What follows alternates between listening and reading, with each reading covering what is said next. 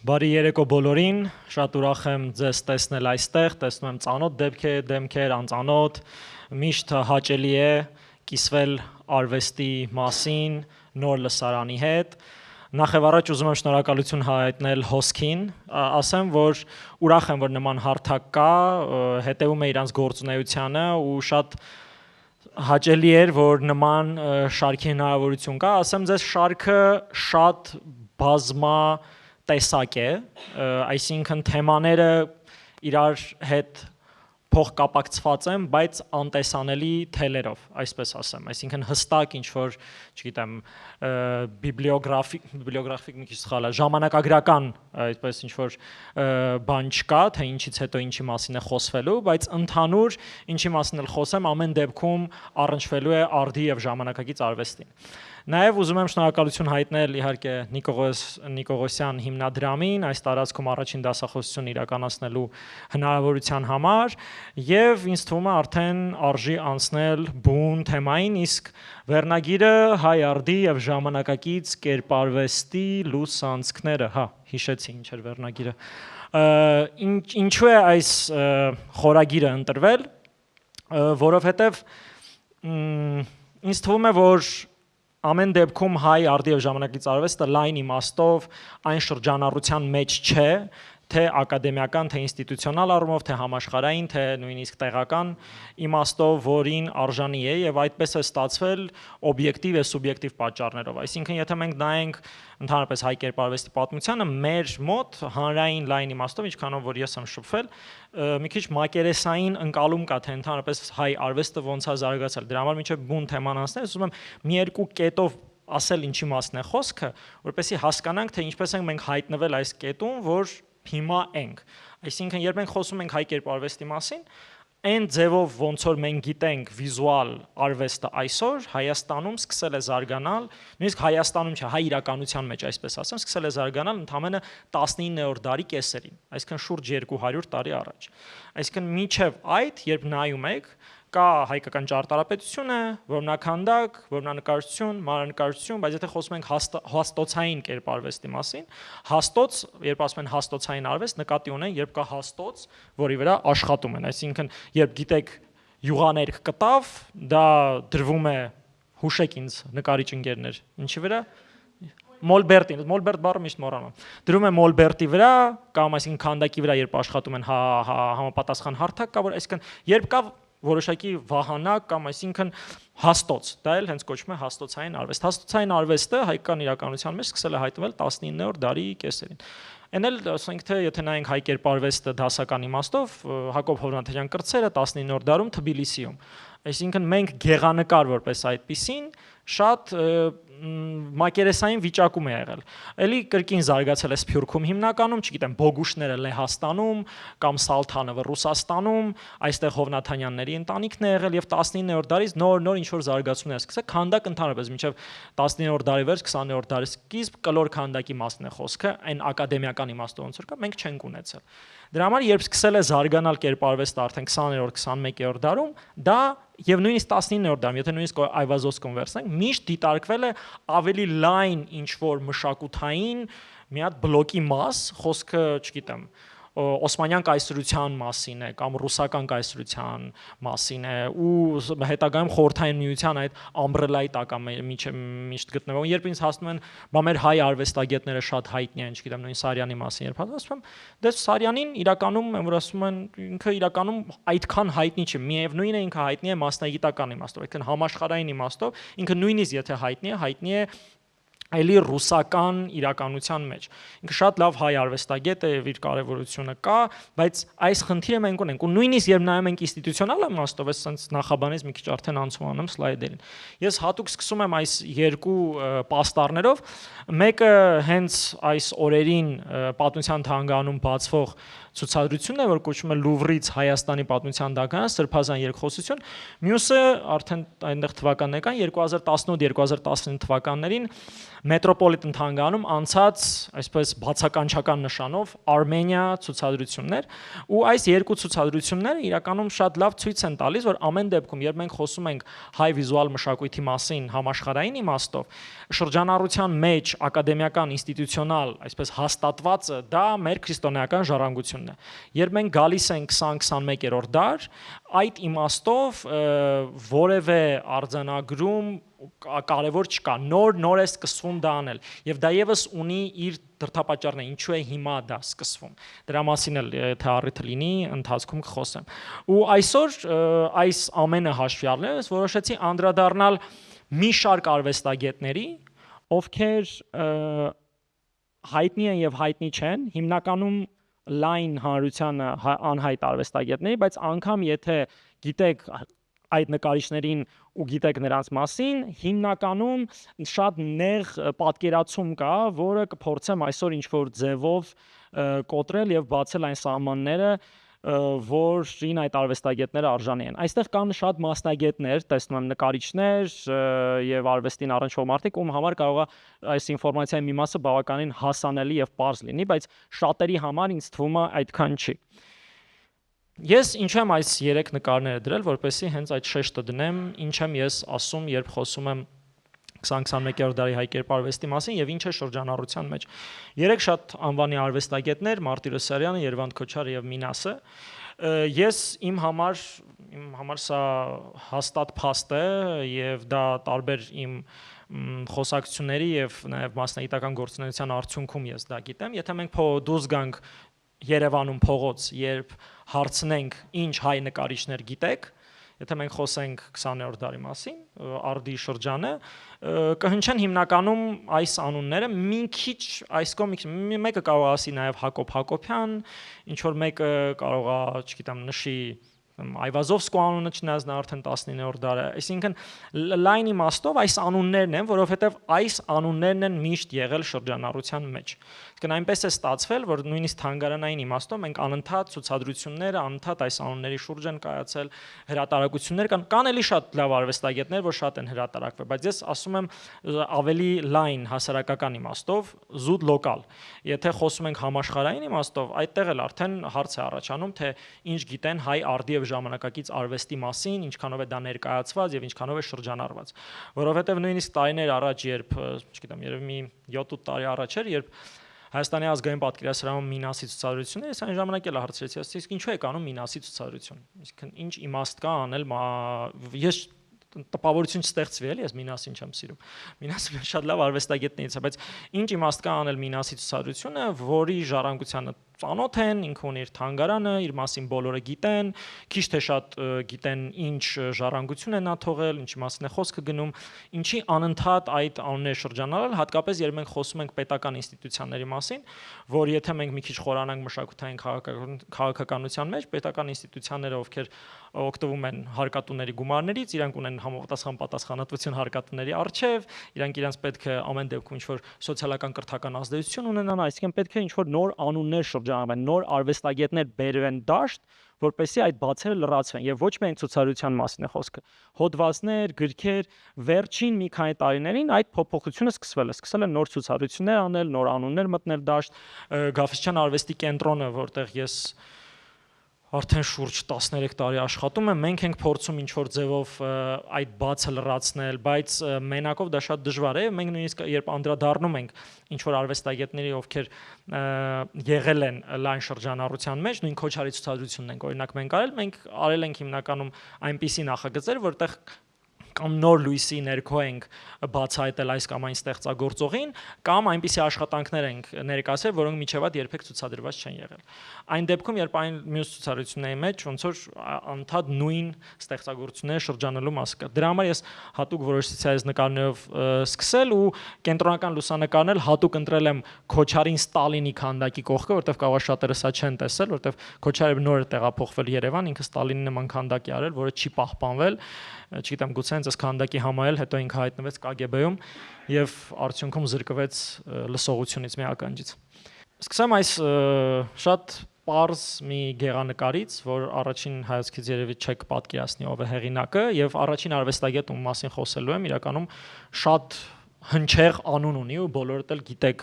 իր մասին, երևի որ թերթեմ մյուս աշխատանքը տեսնեք, ավելի լավ կպատկերացնեք։ Այս երկու աշխատանքներ նույն հեղինակի նկարներն են, խոսքը Արշիլ Գորկու մասին է։ Ինչու եմ ես իմ այսօրվա այս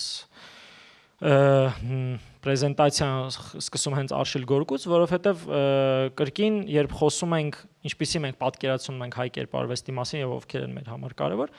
կան մի քանի արվեստագետներ, ովքեր համաշխարհային իմաստով հայկական իրականության հետ կապ ունեն եւ հայկական ծագում ունեն, անգամ եթե Հայաստանի հետ կապ ունեն, որոնք համաշխարհային իմաստով կարկառուն, կարևոր ինստիտուցիոնալ դեմքեր են եւ գտնվում են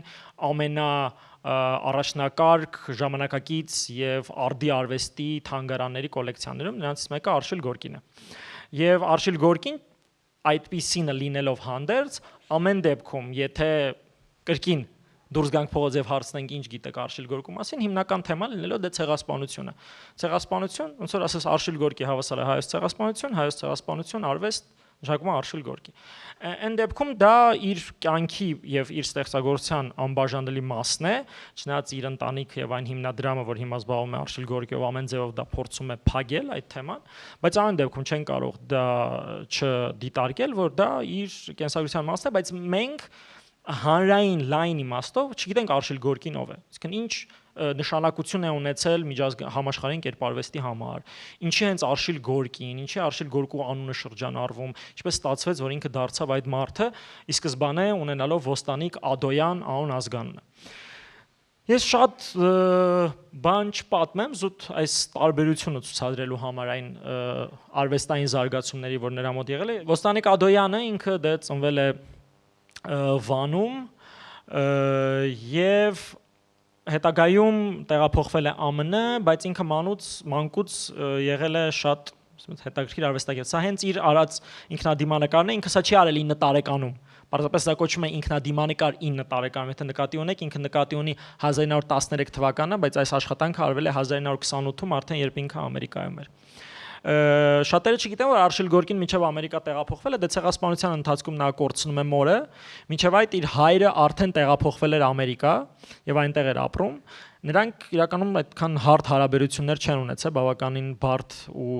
ընդունված չի եղել ինքը հոր կողմից, անգամ երբ տեղափոխվեց Ամերիկա, եւ մի կարճ շրջան Արշիլ Գորկին նույնիսկ Երևանում է ապրել։ Ու այդ ժամանակ զբաղվել է նույնիսկ կոմունիստական ագիտացիայով, այսինքն այս ինֆորմացիան էլ այդքան տարածված չէ եւ դրա մեջ շատ մեծ ներդրում է ունեցել Ադո Ադոյանը, ով իր բարեկամներ, հարազատներ եւ Ադո Ադոյանը, եթե իր մասին Google անեք, ինքը սովետական իրականության մեջ կարևոր քաղաքական գործիչ է, հեղափոխական, առաջին այդ խորհրդային հանրապետության հիմքերում կանգնած եւ ինչ որ շրջան նույնիսկ իրենց միջև Արշիլ Գորկու, այսինքն Ոստանիկ Ադոյանի եւ Ադո Ադոյանի միջև նամակագրություն է եղել։ Այդ նամակները չեն պահպանվել, որովհետեւ երևի այդ թվում նաեւ Ադո Ադոյանը վախենալով որ ԱՄՆ-ից նամակներ է ստանում, խորհրդային իրավիճակը, KGB եւ այլն ոչնչացրել է մեծ մասը, իսկ Արշիլ Գորկին արդեն 1920-ական թվականներին տեղափոխվել էր Ամերիկա եւ Watertown-ի սա իր հենց ինքն է շատ երիտասարդ տարիքում։ Սկզբնական շրջանում ինչպես շատերն էին, այսինքն 20-ական 30-ական թվականներին պետք է հասկանալ համաշխարհային ավանգարդի այդ շրջանը ինչ էր տեղի ունենում, այսինքն հիմնական կենտրոնը Եվրոպան էր, ամեն դեպքում Փարիզն էր, դա հետո տեղափոխվեց Ամերիկա երկրորդ աշխարհամարտից հետո եւ երբ նայում ես Արշիլ Գորկու ամենավաղ շրջանի աշխատանքները, կարելի է շատ հստակ տեսնել իմպրեսիոնիստների, կուբիստների ազդեցությունը, այսինքն այստեղ Սեզանի շատ մեծ ազդեցություն է եւ սա իր վաղ շրջանի աշխատանքներն են եւ հետագայում արդեն ինքը սկսում է ակտիվ գործունեություն ծավալել ոչ միայն որպես հեղինակ, այլև որպես ակտիվիստ, այսինքն այնտեղ նկարիչների իրավունքների պաշտպանություն 20-ական 30-ական թվականին նա դասավանդում էր այդ շրջանում նաեւ ստեղծում էր նման շատ Պիկասոյոտ աշխատանքներ կարող եք տեսնել եւ օրինակ այս լողացող բաներ տրանսպարանտը ըստ Արշիլ Գորկու էսքիզների 34 թվականի համապատասխան այդ նկարիչների միության որոշակի երթ էր եւ սա հենց Գորկու էսքիզներով արած պլակատն է։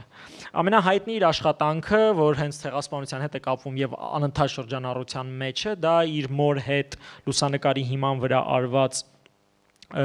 մոր հետ ինքնադիմանկարներ, կխնդրեմ կտեսնեք, որ տարբեր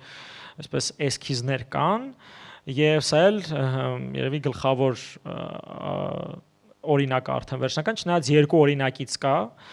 այժմ այն կրկին վերադարձել է Whitney թանգարանի մշտական ցուցարություն, մի շրջան այնտեղ չէր, հիմա նորից Whitney թանգարանում է, ես հուսով եմ մի քանի օրից այն կտեսնեմ, որտեղ երբեք չեմ տեսել եւ այդ հնարավորությունը շուտով կստանամ, դե շատ է խոսվել այս աշխատանքի մասին, չեմ ուզում խոսել, այդ ձեռքերի սիմվոլը, հետագայում ինքը նույն այդ մաքրված, լրիվ ջնջված ձեռքերը նաև օգտագործում է այլ աշխատանքների մեջ, սա դառնում է կարծես իր տեսակ անբաժանելի մասը, հատկապես երբ խոսում ենք իր ինքնության փնտրտուքների մասին։ Այնպես չի, որ հայկական իրականության հետ նա կապ չուներ, նա լրիվ կտրված չէր,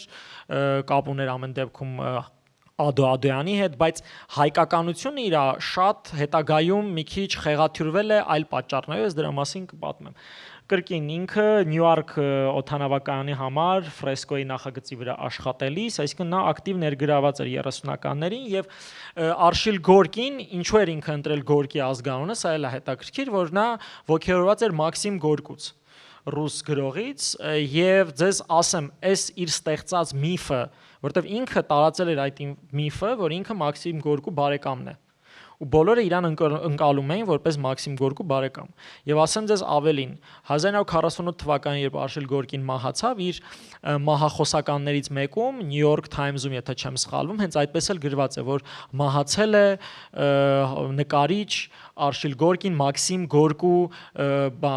կուզենը։ Ես այդ թերթը տեսել եմ, այսինքն երբ 2019 թվականին Վենետիկի արվեստի բիենալեին կից անցնում էր մեծ ռետրոսպեկտիվ Արշիլ Գորկու,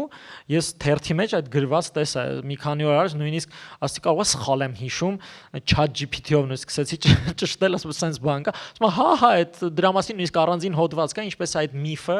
Արշիլ Գորկու հետ աշխատել, որ նույնիսկ իր մահվանից հետո կար դեռևս այդ ինֆորմացիա, որ Արշիլ Գորկին Մաքսիմ Գորկու եղբայրն է։ Սա Արշիլ Գորկին Վիլեմ դե Կունինգի հետ 30-ականների վերջում, ովքեր նկարիչներ են գիտեն, Վիլեմ դե Կունինգը արդյունքում դարձավ абստրակտ էքսպրեսիոնիզմի ամենակարևոր արվեստագետներից մեկը, եթե նայում եք աշխարհում ամենաթանկ վաճառված նկարների ցանկը, նրա անունը կա, եթե չեմ սխալվում, իր ստեղծագործություններից մեկը վաճառվել է 140 միլիոնով, նյույորքյան այդ абստրակցիոնիզմի դպրոցը սկսեց զարգանալ 40-ական թվականներին եւ Արշիլ Գորկին երբ նայում եք, սա դեռևս իր վաղ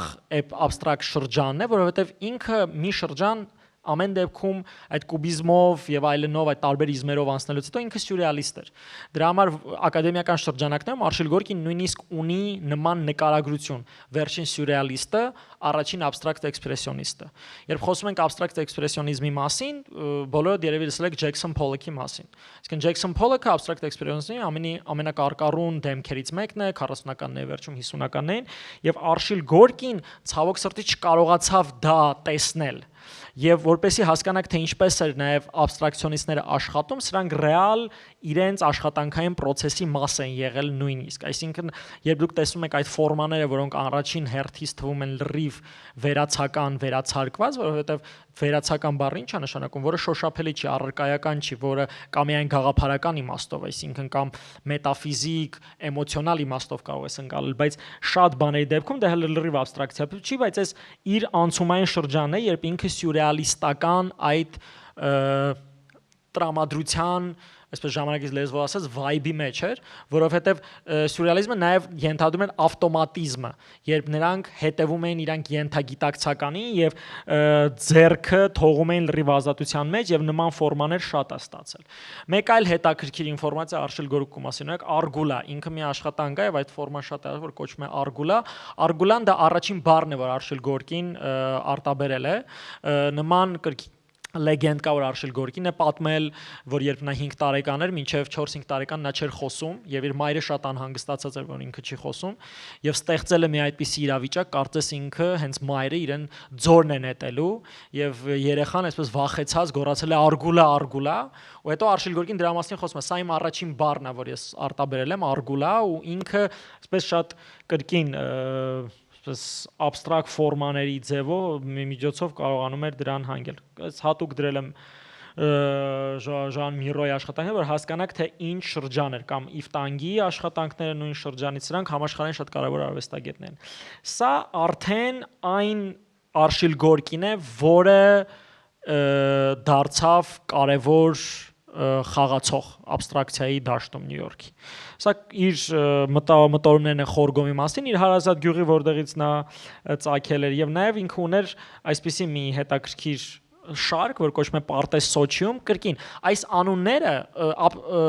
абստրակցիոնիստների համար անունները այդքան կարևոր չեն, ինչքան սյուրռեալիստների համար։ Դրա համար Արշիլ Գորկին, երբ նույնիսկ անում է վերացական աշխատանքներ, միշտ գտնում էր շատ տարօրինակ անուններ, ու ինքը չէր երբեմն նույնիսկ հորինում այդ անունները։ Նա շատ մտերիմ հարաբերությունների մեջ էր Անդրե Բրետոնի հետ, որ կրկին սյուրռեալիստ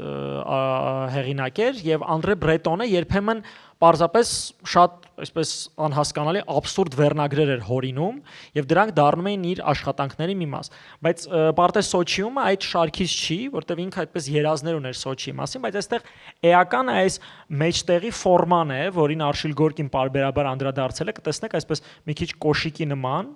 խնդրեմ, այստեղ էլ կարող եք նկատել, նույն հաջորդ սլայդի մեջ էլ կա։ Դա ինքը կրկին կապում էր մանկական հիշողությունների հետ, որ դա մերանն է, այսինքն կաթի մերանը իր մեջ այդպես ինչ-որ ֆորմայով էր տպավորվել, ու ինքը հետագայում դա պարբերաբար անդրադառնում էր եւ այդպես էր անվանում։ Նրա կինը Ագնես Մագրուդեր Գորկին, Մուգուչ, նա նրան այդպես էր անվանում, Մուգուչ, այստեղ եւս կա այդ։ Նույնիսկ հետագայում Ագնեսը իր անունը փոխեց օֆիցիալ, ինքը դառավ Մուգուչ, նաեւ այսպես մի հետաքրքիր ձևով անդրադառնալով արվեստագետին, ու սա արդեն իր կյանքի վերջին շրջանի աշխատանքներն են, ու սա երևի իր ամենահայտնի աշխատանքն է, Լյարդա քաղաքի կատարն է։ Սա կրկին կամ Մուգուչի հորինած վերնագիրն է, կամ Անդրե Բրետոնի, եւ այստեղ արդեն լրիվ կտրված սյուրռեալիստական ինչ-որ վիճակից անցում է դեպի абստրակցիան, եւ նույնը Լյարդա քաղաքի կատարն է, էտյուդ։ Ես չեմ ուզում շատ խորանալ վերլուծական մասի մեջ, բայց ուզում եմ ձեզ ցույց տամ մի հետաքրքիր տեսանյութ կապված Արշիլ Գորկու ամերիկյան արվեստի մեջ կարևորության մասին։ Սա 1959 թվականին տեղի ունեցած Մոսկվայում ռուս-ամերիկյան, սովետ-ամերիկյան մի ցուցադրությունից հատված է։ Սա առաջին անգամ էր, եւ սովետական խորհրդային իրականության մեջ տեսնում էին ժամանակակից ամերիկյան տեխնոլոգիաները եւ արվեստը։ Սա այն շրջանն էր, երբ Բրեժնևը մի թեթև բացել էր այդ վարակույրը ու եղավ հնարավորություն դիալոգի արևմուտքի հետ, հետո Խրուշչովը այդ ձնհալի շրջանը, հետո հայտնվեց Բրեժնևը նորից շատ պինդ փագեց դա, եւ այս շրջանում եղավ այս ցուցադրությունը, որի ժամանակ տեսեք կա այս Պոլոկի նկարը, եւ քիչ հետո կտենաք նաեւ Արշիլ Գորկու աշխատանքը, որը ներկայացված է ամերիկյան խնդրեմ, տեսնում եք ֆոնում, այնտեղ հեռվում կարող եք տեսնել Արշիլ Գորկու ստեղծագործությունը, սա քիչ հետո նորից կցուցադրեն։ Ու չնայած Մոսկվայում Արշիլ Գորկուն 59 թվականին բացահայտել են, խնդրեմ, հետևում հենց կախված է այդ աշխատանքը, բայց հայկական իրականության մեջ Արշիլ Գորկու մասին իմացել են շատ ավելի ուշ, այսինքն Արշիլ Գորկին մահացել է 1948 թվականին, այսա ծաղկային ջրաղացի ջուրը, այդ աշխատանքն է ներկայացված 59 թվականի այդ ամերիկյան տաղավարում, եւ Արշիլ Գորկին 48 թվականին մահացել է, ինքնասպան է եղել, իրականում շատ դաժան շրջան էր իր կյանքում, որտեվ կինն էր հեռացել, ինքը ուներ քաղցկեղի, որը վիրահատել էր, իր մոտ արվեստանոցն էր հրդեհվել, ինքը ունեցել էր ավտովթար, որի արդյունքում թևը վնասվել էր եւ չէր կարող աշխատել, այսինքն այս բոլորը հավաքվել էր իրար վրա եւ 48 թվականին ինքը պարզապես կյանքին վերջ տվեց, սա ասենց պարզապես նաեւ հասկանալու է, որտեվ շատ արվեստագետների մասին պետք է խոսենք, դրա համար եմ էլի այսպես ավելի արագ անդրադառնում մի հեղինակի ու մասին ինձ թվում է բավականին ինֆորմացիա կա, պարզապես ուզում էի բացել լույս սփռել իր կարևորության վրա հենց համաշխարհային իմաստով։ Սա իր ամենավերջի լուսանկարներից մեկն է, եթե ոչ ամենավերջի լուսանկարը։ Ասես Էնրիկո Դոնատին կրկին սյուրռեալիստ իտալացի արվեստագետ է, Ֆրեդերիկ Կիսլերը արվեստագետ, այնտեղ Դոնատիկին ու հերվում կարող եք տեսնել Մարսել Դյուշանին։ Խնդրեմ։ Ովքեր չգիտեն ով է Մարսել Դյուշանը, երևի, չգիտեմ, 20-րդ դարի կամ վերջին 100 տարվա ամենակարևոր արվեստագետներից մեկն է, ով փոխեց ընդհանրապես արվեստի ընկալումը եւ այն ինչ որ հիմա չեն կարող ասենք լավ էր թե չէ, բայց դե հիմա փաստ է։ Բայց դե փոխեց։ Սա 2019 թվականի հենց ցուցադրությունն է, որ տեղի ունեցավ Վենետիկում։ Առաջին իր մեծ ռետրոսպեկտիվը ու նվիրված էր հենց Վենետիկի բիենալեում Արշիլ Գորկուն ներկայացնելու ամյակին, որտեվ ուտեսեք իր էսքիզները, ինչպես է նա ռոմանտիզմի շրջանի, այսինքն Ժան-Լուի Դավիթի, Դելակրուայի աշխատանքների հետ առնչվել ու դրանք վերածել որոշակի ֆորմաների հետագայում աշխատելու։ Ես արագ թերթեմ։ Սա իր ձեռքերով սարքած իր որդու համար ձիուկն է։ Բրեդ Պիտն էր այցելել ցուցադրությունը։ Իսկ սա Hauser and Wirth-ը, որ հիմա զբաղվում է Արշիլ Գորկու ժառանգությամբ եւ հիմնական հրատարակությունները իր մասին հենց Hauser and Wirth-ն է անում, դա շատ հայտնի ցուցասրահ է, ինչպես նաեւ հրատարակչություն եւ այս աշխատանքի բացահայտումը նրանք արեցին մի 2 տարի առաջ, որ մի կտավի տակ ուրիշ աշխատանք կար, նրանք կարողացան հատուկ տեխնոլոգիայով առանձնացնել այդ կտավները եւ առաջին անգամ 2 տարի առաջ այս երկու ստեղծագործությունները ցուցադրեցին, խնդրեմ։ Առանձին ֆիլմ կա։ Սա իր աշխատանքն է Tate Modern-ում 2016 թվականին, իր քույրը Վարդուշը, Զարմիկը Կարլենը, այստեղ ես արագ, սա իրեն անդրադարձել է արվեստագետ Վրույր Գալստյանը, այս լուսանկարի հիման վրա։ Սա կրկին Վրույր Գալստյանի չէ, սա Դեղծաշոտի անդրադարձն է։ Նայել էր Դեղծաշոտի, սա Մինասն է, հենց անդրադարձ է Արշիլ Գորկուն։ Արշիլ Գորկու մասին մի երկու խոսք էլ ասեմ, երբ խոսում ենք իր Զարմիկ Կարլենի մասին, այսպես մի հետաքրքիր աֆերիստ պատմություն կա, պատմեմ էլի, որ Կարլենը որոշում է հրատարակել Արշիլ Գորկու նամակները եւ այդ գիրքը շատ մեծ շրջանառություն է ստանում, բայց տարիներ հետո իրական շատ երկար չէ, մասնագետները հասկանում են, որ այդ նամակների 90%-ը կեղծ են։ Այսինքն Կարլենը ինքը հորինել է նամակներ Արշիլ Գորկու անունից եւ դրանք որոշել է հրատարակել, դրա վրա դե գումար աշխատել եւ այդ գիրքը նաեւ հետագայում թարգմանվել է հայերեն, շատ ակտիվ ցիտվում է միջև հիմա ու այնտեղ շատ կա տեքստեր, որոնք, չգիտեմ, Հայաստանի հետ են կապված, Արարատի կարևորության հետ են կապված, բան որ ինքը երբեք այդ թեմաներով առանձնապես չի գրել, իր բնօրինակ նամակները նույնիսկ գոյություն չունեն, այսինքն հետագայում ամեն ձևով հերքվել է այդ հրատարակչությունը, բայց Hauser and Wirth-ը սրանից մի 3 տարի առաջ հրատարակեց այս գիրքը, որ կոչվում է Arshil Gorky The Plow and the Song, A Life in Letters and Documents։ Այստեղ հստակ իրական նամակներն ու փաստաթղթերն են կապված Գորկու հետ եւ եթե հնարավորություն կա կարող եք on-line ձեռք բերել, ծանոթանալ, որտեղ շատ հետաքրքիր դոկումենտներ կան, իրական նամակները, փաստեր, լուսանկարներ, որ միջև այդ չեն հրատարակվել հիմա։ Արշիլ Գորկու ժառանգությամբ հիմնականում զբաղվում են Arshil Gorky Foundation-ը, որտեղ ընտանիքն է ներգրաված եւ Hauser and Wirth ցուցասրահը։ Արշիլ Գորկին ունի այս պահին շատ լավ on-line հարթակ, որտեղ իր կատալոգ ռեզոնեն է, ովքեր չգիտեն կատալոգ ռեզոնեն, դա ինչ որ արվեստագետի ամբողջական ժառանգությունը մանրակրկտորեն ներկայացնող մի հրատարակություն է եւ դա on-line հարթակ է, որը անընդհատ update է լինում եւ եթե գնաք պարզապես Արշիլ Գորկի կատալոգ ռեզոնե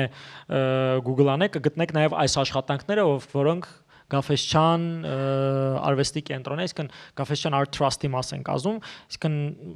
Արշիլ Գորկին լինելով հայ ամենակարևոր արվեստագետներից մեկը, հայկական ծագման եւ ամերիկյան արվեստի ամենակարևոր դեմքերից մեկը, Հայաստանում ունեցել ընդհանուր մեկ ցուցադրություն, դա էլ Գաֆեսչյանի կոլեկցիայի արդյունքում է, այսինքն ցավոք սրտի դեռևս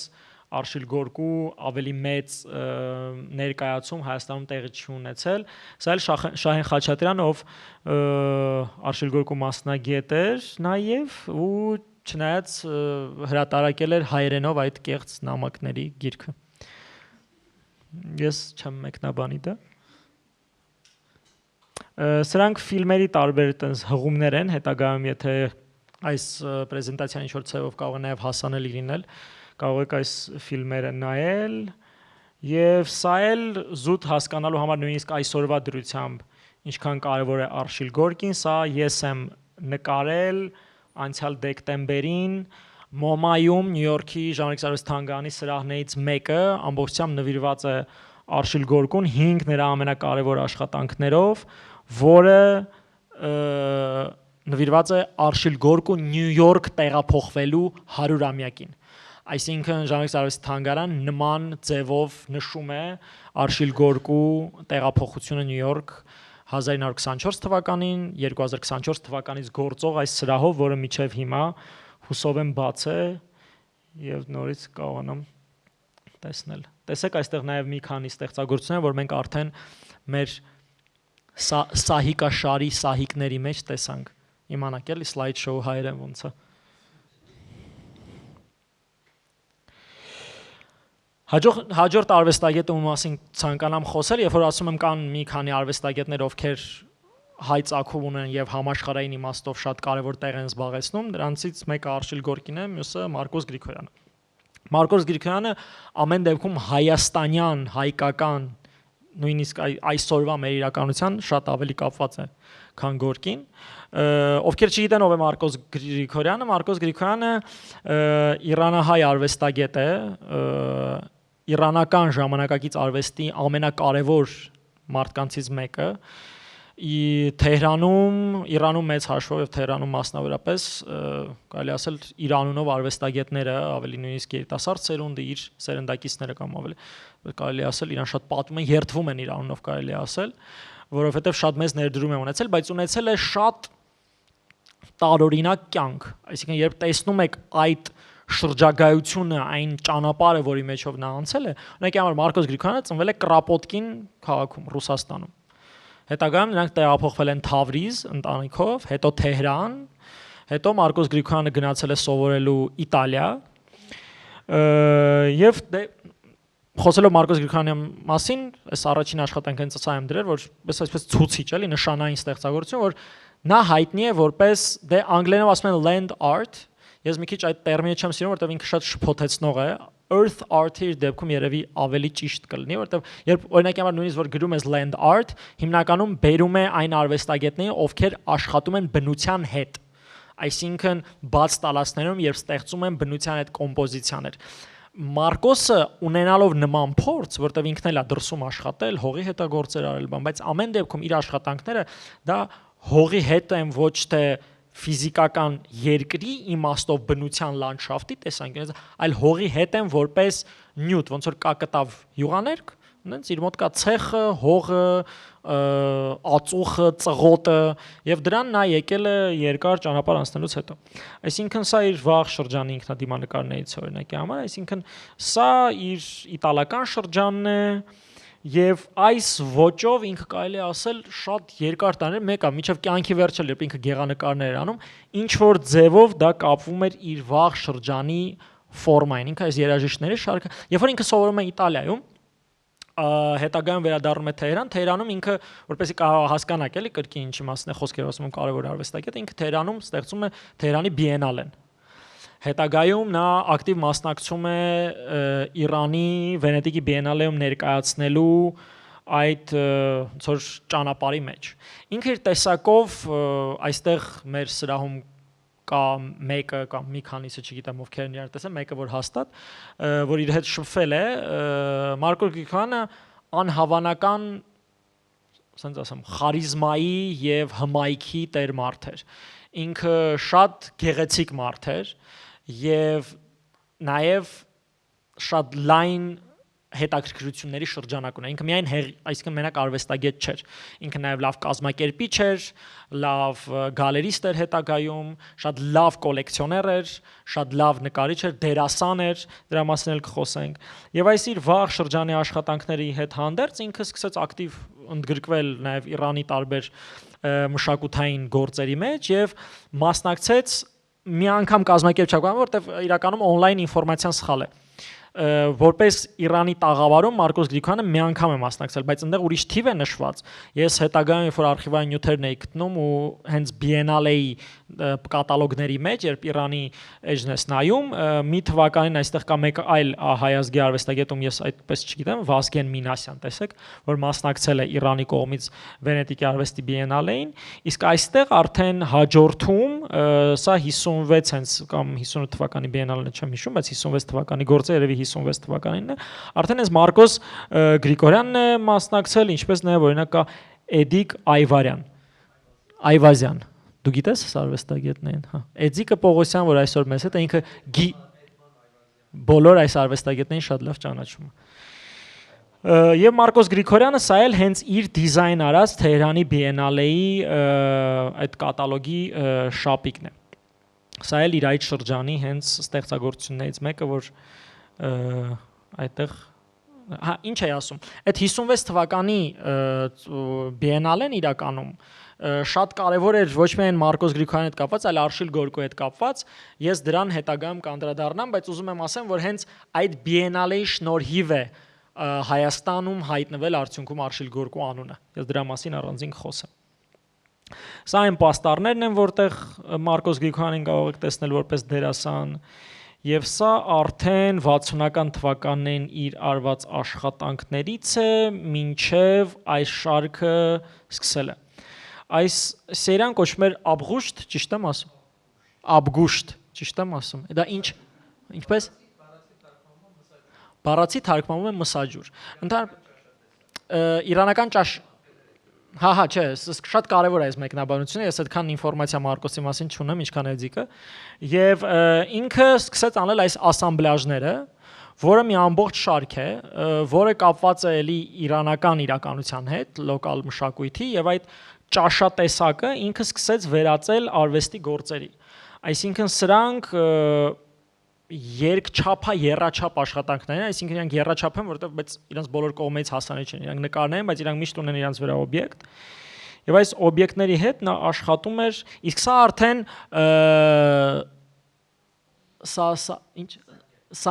սա արդեն սանգակ շարքն է, եւ այս աշխատանքը երբ ես իրականում լուսանկարով էի տեսել, իր չափը չէի պատկերացնում։ Սանգակը դա հաց է, չէ՞, ճիշտ եմ, չէ՞ ասում։ Հեսա ես քեզ ցույց կտամ։ Այ մոտավորապես այս չափի նկար է։ Սա բավականին մեծ աշխատանք է, որը ես իրանց իրականում շատ ավելի փոքր էի պատկերացնում։ Սա Ստամբուլում մասնավոր կոլեկցիայում գտնվող ստեղծագործություն է, այս լուսանկարի մեջ այն մարդուն որ տեսնում եք, ինքը շատ հայտնի կոլեկցիոներ, հայազգի հայկական արմատներով Ստամբուլից, Օնո Այվազն է, որ ունի հայ կերպարվեստի լավագույն կոլեկցիաներից մեկը, եւ Մարկոս Գրիգորյանի շատ լավ ստեղծագործություններ։ Եվ պատկերացնել Սանգակի շարքն էլ էլի կրկին հենց իրանական մշակույթի ֆոլկլորի հետ կապված, իրանց տեղական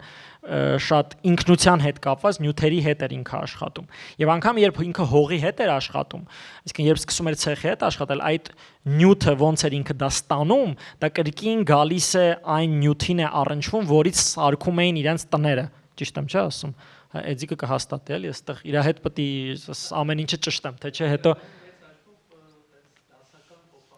դասական փոփարտ, պարսկական Վորխլն է, էլի, բայց ավելի շուտ։ Վորխլը ասենք բանկաներ էր անում, ինքը հացեր էր անում։ Եվ կներեք միջամտեմ, այս ամեն ինչը բացի պիստակները որ տեսակ,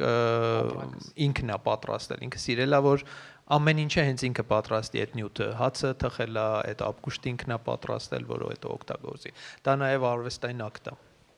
Այսինքն այդ որ ասում եմ, ես պարզապես sense Վորխլի անունը տվեցի, ասենք թե էտա էլի։ Ինքը անում Վորխլը անում էր այս բանկաները, Մարկոսները անում էր այս հացերը, բայց ինչ տեղի ունեցավ, երբ Մարկոսը տեղափոխվեց ԱՄՆ։ Մարկոսը տեղափոխվեց ԱՄՆ եւ արեց մի շարք, որը կապված էր Աուշվիցի հետ,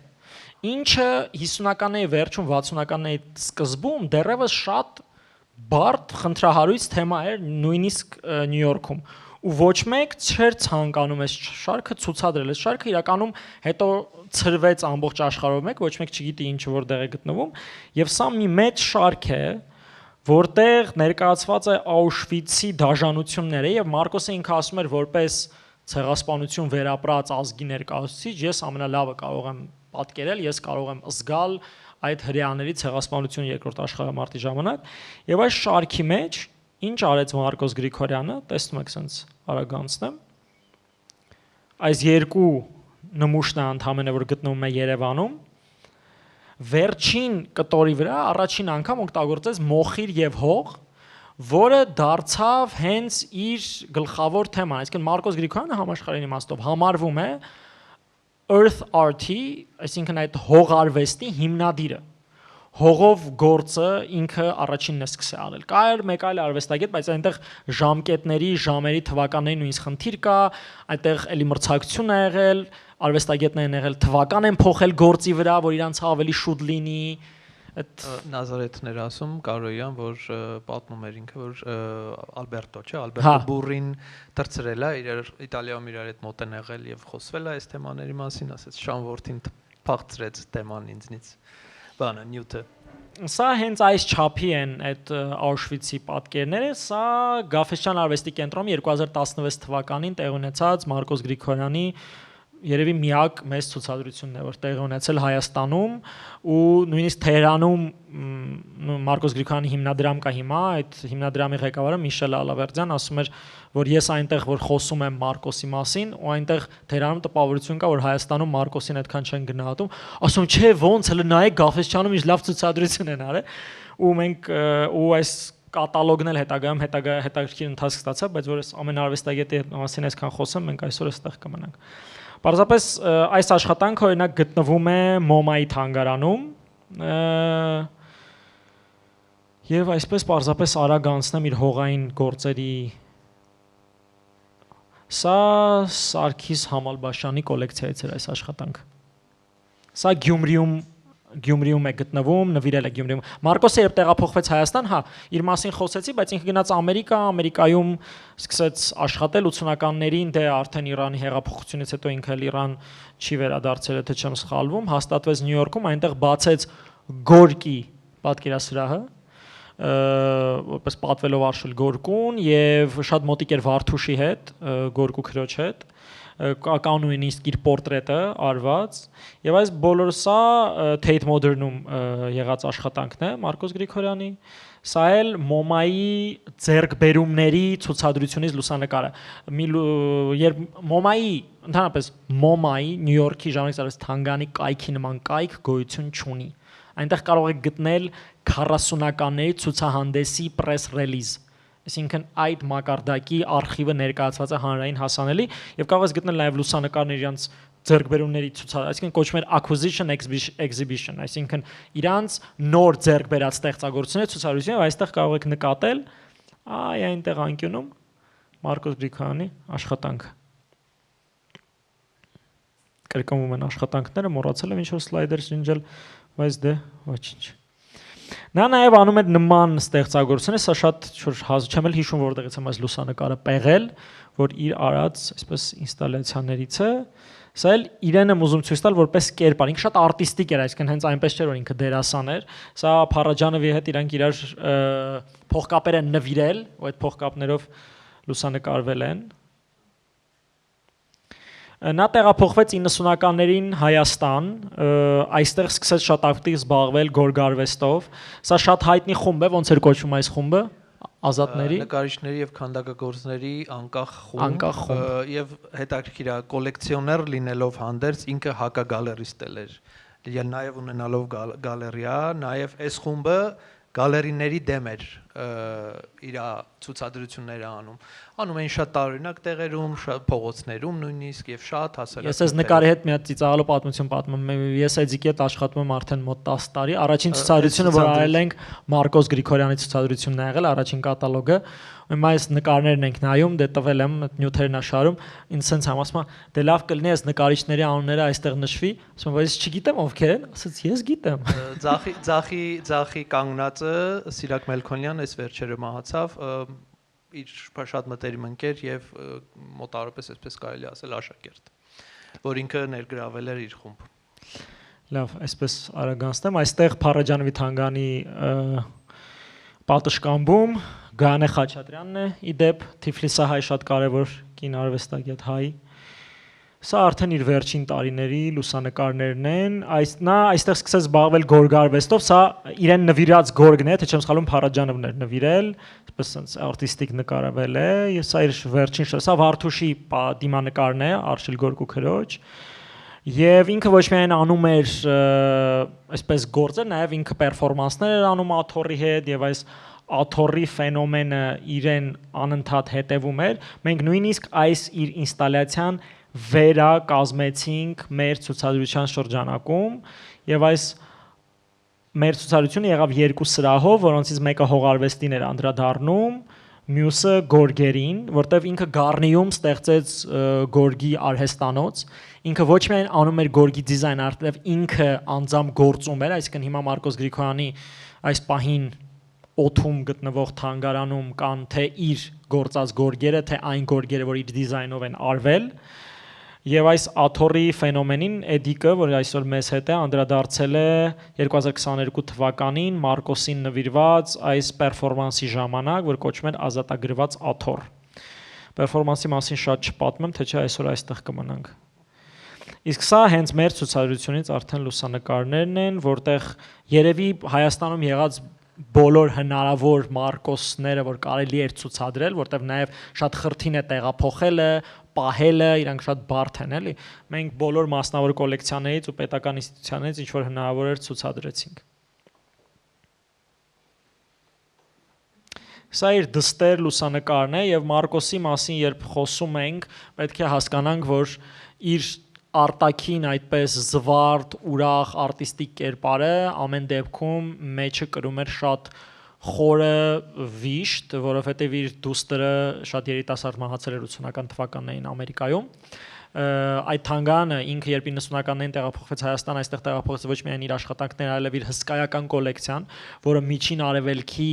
պատմության հետ է կապված, սկսած հնագույն ժամանակներից մինչև չգիտեմ 19-րդ դար, այնտեղ կողպեքների առանձին կոլեկցիա կա, կահկարասի, տարբեր նմուշներ հնագույն ժամանակաշրջանի եւ այդպես ստեղծվեց միջին արևելքի այդպես թանգարան ունեինք, որը հիմա տարածք չունի ցավոք սրտի եւ Մարկոս Գրիգորյանի թանգարանն էլ հիմա մի տեսակ այսպես օթում կախված կարգավիճակում է, չնայած նոր շենք պետք է տրամադրվի, այս տարի էլ Մարկոս Գրիգորյանի 100-ամյակն է։ Վերջի վերջո Թեհրանում անցավ շատ մեծ, շատ լավ ցուցադրություն Մարկոսին նվիրված եւ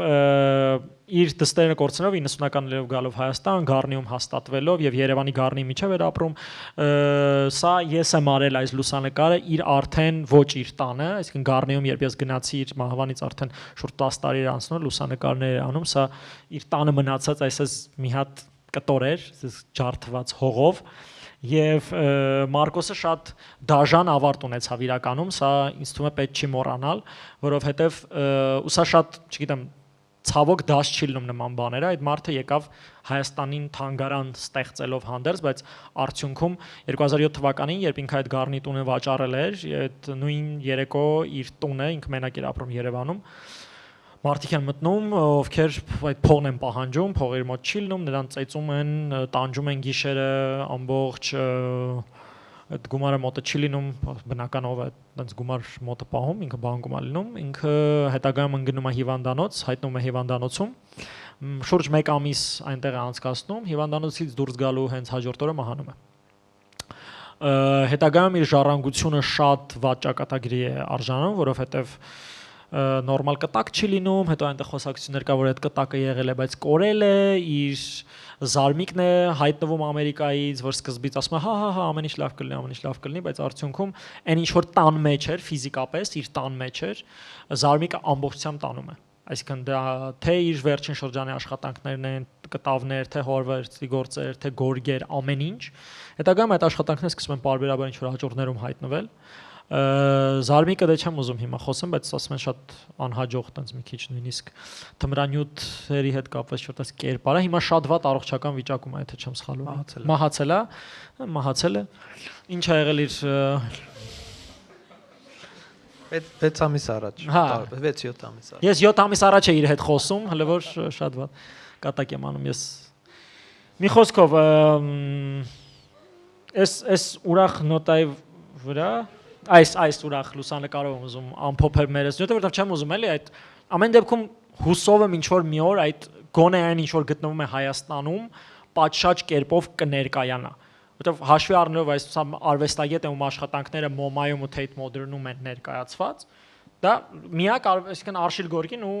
Մարկոս Գրիգորյանը, այդ երևի էլի կան արվեստագետներ, սա մեկի մասին խոսեմ, որ երևի կյանքում չեք լսել, բայց սրանք են մեր կարևոր արվեստագետներն են, դրա համար իրենց մասին ես այսքան երկար խոսեցի, որովհետև մենք հասկանանք, որ երբ խոսում ենք հայ արդի եւ ժամանակակից արվեստի մասին, երբ մարդկանց հարցում են ովքեր են արվեստագետները, կան անուններ, որոնք արժանի են ավելի մեծ շրջանառության, ավելի մեծ ներկայացման, բայց ցավոք այդ ներկայացումը չեն ստանում։ Մարկոս Գրիգորյանին կարելի ասել, չեմ ուզում ասեմ սպանեցինք, բայց խաբեց պետությունը։ Տարիներ շարունակ իրանք ստել են բառացի։ Ասել են շենք կլինի ու 2007-ին երբ ինքը մահացավ, արդեն իրենց հարազատներով մի քանի ընկերներով կար հստակ նախագիծը շենքի ճարտարապետական, ինչպես դա պետք է լիներ ու ծոր կային էլ եթե չեմ սխալվում Իվեթի ամուսինը, որ էլի Մարկոսի ժառանգության հետ աշխատել է, իր շատ մտերիմ ընկերն է եղել, Իվեթը Թաջյանը, որ մատենադարանում է աշխատում է կրկին արվեստաբան, իրանք արդեն նախագիծը նույնիսկ ունեին, բայց ցավոք սրտի դա չեղավ եւ ունենք այն ինչ ունենք Մարկոսի հետ կապված ցավոք սրտի։ Արմջա մի բան ավելացնեմ, զուտ մոտարապես որ իմանաք ինչ արժեքավոր բան է, 2005 օրինակ ցուցանմուշներ են իր կոլեկցիայի մեջ, որը հիմա Հայաստանում 2500 վերջի լուրը, որ ես բանավոր ունեմ գրավորի գաթում։ Գիտության գրականության եւ արվեստի թանգարան Չարենցի անվան, դա գտնվում է Պատկերասրահի հակառակ կողմից Արամի փողոցից մոտ կա, բայց հիմա չկա այդ կոլեկցիան, չի ցուցադրված։ Չէ, հələ որ սպասում են նոր տեղին էլի։ Եվ մի բան, որ Գորկերից ոչ մեկը Իրանում չունեն եւ շատ ուզում էին որ այնտեղ ցուցադրեին, ուղղակի չստացվեց եւ այնտեղ այդպես մի շատ փոքր ցուցահանդես եղավ 100-ամյակի շրջանակներում, պրինտներով Արարատ միությունում հայկական։ Մարկոսի գործերի Թեհրանի ժամանակից արվեստի թանգարանն է շատ ունի։ Այնտեղ այսքան չի կարծում եմ, բայց Միշելից գիտեմ, որ ինքը 12 մեծ գործ էր ցուցադրել, այն ինչ որ ժամանակակից արվեստի թանգարանում էր, բայց էլի ինչ որ ուրիշ թանգարաններում կա, օրինակ այդ իր Աբգուշտի գործերը, Սանգյակը բանը, ինչ որ ուրիշ թանգարաններում կա, բայց չի ցուցադրվում։ Վերջի տեղեկությունը, որ ես ունեմ։ Անցնենք մյուս հեղինակին, ում մասին չգիտեմ, այստեղ ինչ որ օրինակ կյանքում լսել եք Գասպար Գասպարյան։ Okay. Գասպար Գասպարյան։ Գասպար Գասպարյանը, որ շատ կարևոր լուսանկարիչ է Բրազիլիայից։ Սան Պաոլոյի մոդեռնիստական լուսանկարչության կարևոր ներկայացուցիչներից։ Ինքը ընդհանրապես լուսանկարիչ չի եղել։ Ինքը եղել է շատ հաջող, կարելի է իր դեմքից էլ տեսնել, գործարար, շատ լավ բիզնեսմեն է եղել, ունեցել է շատ լավ արտադրություն եւ գործարաններ եւ այլն, բայց ինչ որ մի շրջանում այս բոլորը իր կայքից է վերցրած, դրա համար այսպես տակը կան իրենց պորտուգալական անվանումներ, որտեղ անգամ երբ փոխում ես անգլերենի, մեկը պորտուգալերեն վերնագրերն է մնում, բայց մի շրջան ինքը սկսում է զբաղվել լուսանկարչությամբ եւ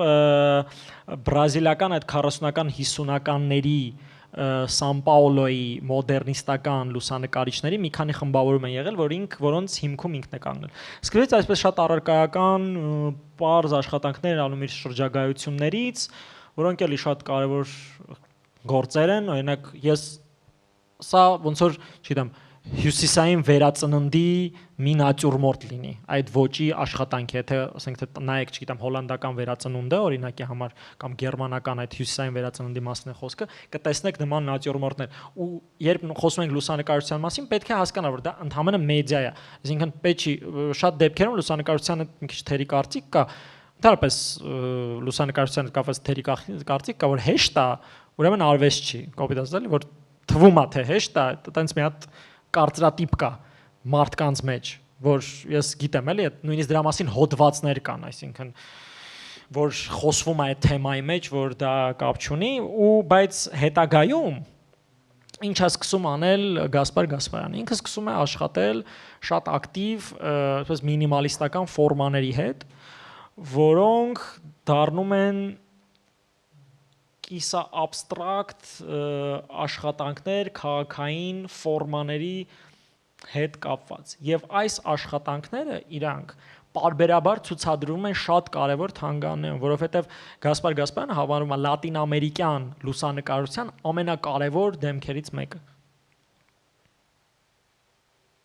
Այնակ այս ձախ կողմի աշխատանքը լրիվ պոլը կա։ Եթե տենց վերանանք լուսանկարությունից, ասել, չգիտեմ, Միրոյա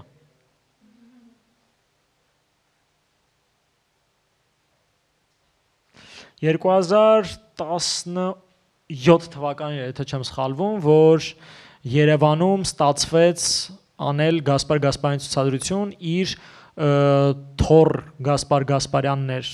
կազմակերպիչ ոնց որ նախաձեռնողների մեջ, որտեղ կա Գասպար Գասպարյան Foundation, եւ ստանդարտ տրիենալեի շրջանակում դա արվեց։ Տրիենալը, որ եղավ այդ մի անգամ ու էլ չեղավ ցավոք սրտի, բայց այդ տրիենալեի մեջ շատ կարևոր մարդիկ են ներգրաված, նույն Ռուբեն Արևսյացյան, Ադելինան ֆոն Ֆյուրստենբերգ Ջուբերյան, որ մեր տաղավարի համադրողների 2015 թվականին Վենետիկի արվեստի բիենալեում եւ ոսկե առյուծը տարանք, եւ այս ցուցադրությունը տեղի ունեցավ AGB-ի շեմքում, որտեղ կային եւ արխիվային նյութեր եւ իր լուսանկարների աշխատանքները, եւ սա իրականում մեր մոտ էր պլանավորված, բայց ինչ որ լոգիստիկ պատճառներով չստացվեց, բայց այստեղ էլ շատ լավ ցուցադրություն եղավ, եւ ես այս լուսանկարը, այս ֆոտոն ես եմ արել 2016 թվականին Tate Modern-ում 3 սրահ իրար հետևից միտեղ կախված էր Մարկոս Գրիգորյանը, մյուս սրահում այդ պահին այս փոքրիկ գործներ կախված Արշուլ Գորկում, անմիջապես մյուս սրահում Գասպար Գասպարյանի այս աշխատանքը։ Այսինքն երբ խոսում ենք, դա լրիվ համընկավ, այսինքն լրիվ օթից է դա եղել։ Ես նույնիսկ ես շատ լավ հիշում եմ, ես Facebook-ում դրեցի լուսանկարները, այնքան տեսա Մարկոսը, հետո Արշիլը, չէ, այսինքն չեմ հիշում ինչ տեսա, դու գրեցի update։ Մի հատ եմ գործել, որտեվ հենց իրար հաջորդող սրահներում է դա էլ էր հետաքրքիր, որ իրանք ոչ միայն որտեվ Tate Modern-ը ի տարբերություն այլ ժամանակից արվեստի թանգարանների իր ցուցադրությունները, մշտական ցուցադրությունների մասին է խոսքը հատկապես, չի անում ժամանակագրական։ Դրանք պարբերաբար փոխվում են, դրանք թեմատիկ են, նյութի հետ են կապված, գաղափարների հետ են կապված ու կարող ես, չգիտեմ, Անացուի գործը տեսնես, որ ժամանակակից ասիացի արվեստագետ է Պիկասոյի գործի կողքը, այսինքն իրանք չեն անում այդ որ այս 120 տարին կոպիտ ասած կամ մի 130 տարին լավ, եթե վերցնենք 19-րդ դարի վերջից սկսած, այդ 130 տարին ենք ժամանակագրորեն ցույց չեն տալիս։ Ու դրա համար էլ այդպես Մարկոս Գրիգորյանը, Արշիլ Գորկին ու Գասպար Գասպարյանը հայտնվել էին իրեր հաջորդող ցուցասրահներում։ Մյուս արվեստագետի մասին ես կփորձեմ արագ խոսել, չնայած իր մասին արագ խոսել իմ համար հատկապես բարդ է, որտեղ իմ տեխնացուականի թեման է եղել։ Հարություն Կալենց, ինչու եմ ես Հարություն Կալենցի մասին խոսում։ Երևի իր մասին լսել եք շատերդ, հա։ Բայց կրկին Հարություն Կալենցը ամեն դեպքում մնաց այսպես մի քիչ անտեսված, չնայած այսօր մի քիչ դժվար է դրա մասին խոսել, դրանք անդրադառնամ, բայց իմ համար կարևոր է, որ երբ խոսում ենք հատկապես արդի հայ արվեստի մասին, մի քիչ էլ կանգնած էլի խոսում։ Երբ խոսում ենք արդի հայ կերպարվեստի մասին 20-րդ դարի մասին, այդ շատ են խոսում գույնի մասին, գունամտածողություն, բան, եւ 90-ականներին Շահեն Խաչատրյանը, ում անդրադարձա, որ ազգային պատկերասրահի տնօրենն էր, Արշիլ Գորկու կեղծ նամակների հրատարակիչը, Շահեն Խաչատրյանը 90-ականներին արեց մի ցուցադրություն, որը կոչվում էր 3 գունաշխար, եթե չեմ սխալվում, ու այնտեղ ցուցադրված էին Մարտիրոս Սարյանի Մինասի ու Կալենցի գործերը, այսինքն որպես այդպես հայկական գունաշխարը ցուցադրող մի բան էր, հետագայում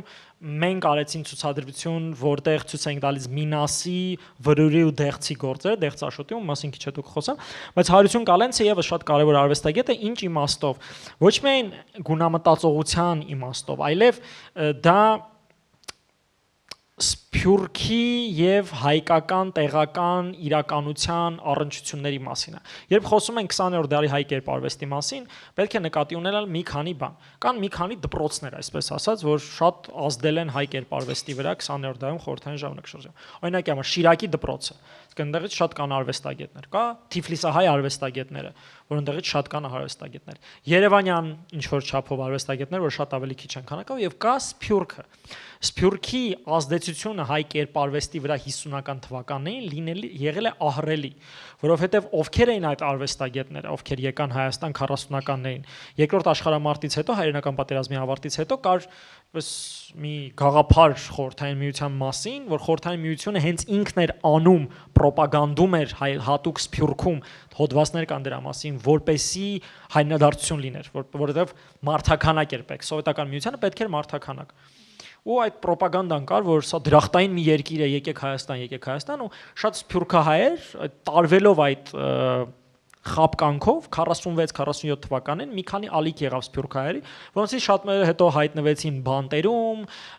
Սիբիրում, KGB-ում ծեծուջարդի ենթարկվեցին որպես նախկին դաշնակցականներ, ում սփյուռքահայը տեսնում են, ասում են դաշնակցական է։ Կալենցին էլ նա թեմայով հարցաքննել, եւ բայց այս արվեստագետները, քանի որ հիմնականում շատերը կամ Եվրոպայում էին կրթություն ստացել, կամ այնպիսի երկրներից էին, որոնք հանդիսանում էին հատկապես ֆրանսիական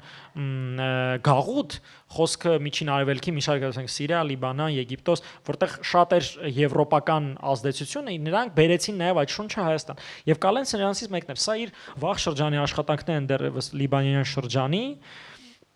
Սա իր որդիներին են պատկերել արդեն Հայաստանում, Սարոյին եւ Արմենին, եւ արդեն 50-ական 60-ականներին կարելի է տեսնել Կալենցի տրանսֆորմացիան այստեղ իրականության մեջ, բայց այստեղ կարևոր է հասկանալ, երբ Սարյան Կալենց Մինաս այդ երյակի մեջ ես նայում, ինչպես է փոխվել հատկապես բնանկարի պատկերումը։ Ես հիմա չեմ հիշում այդ սլայդը դրել եմ թե չէ, բայց ես սիրում եմ այդ թեման, ոնց է բնությունը դառնում շատ ավելի մարդամոտ Սարյանից դեպի Մինաս։ Սարյանի մոտ կա այդ պանթեիզմի գաղափարը, ովքեր Սարյանով մանավանդ զբաղվել են, գիտեն պանթեիզմ, որ մարդ բնություն, Աստված բնություն այդ միադրություն, որ մարդը ոչ մի բան է, բնությունը ամեն ինչ է, ու դրա համար երբ նայում ես Սարյանի գործերին, դու քեզ շատ փոքր ես զգում, որտեվ այնտեղ հիմնականում այդ հսկայական լանդշաֆտներն են, լեռներն են, մոնումենտալ մեծ։ Երբ անցնում ես արդեն Կալենցի մոտ, խնդրեմ մի հատ բնանկար եթե գտնեմ, մանավանդ այստեղ։ Բնանկարները դառնում են ավելի մարդամոտ, իրանք դառնում են ավելի կամերային, ավելի փոքր, ոչ միայն չափսի առումով, այլ մարդու եւ բնության հարաբերության տեսանկյունից։ Մինասի մոտ բնությունը դառնում այսինքն կարոս ձեռքով այդ գյուղի պատին կպնես, այսինքն ինքը այնքան դառնում է քեզ, ու այդ անցումը գլոբալից դեպի, այսինքն համաշխարհից, պաթոսից, որտեղ Սարյանի մոտ պաթոսը միայն բնանկարների մեջ, պորտրետների մեջ կա այդ պաթոսը։ Ու նայում ես Կալենցի պորտրետները, որտեղ էական չի ով է, այսինքն բանի իմաստով էլի,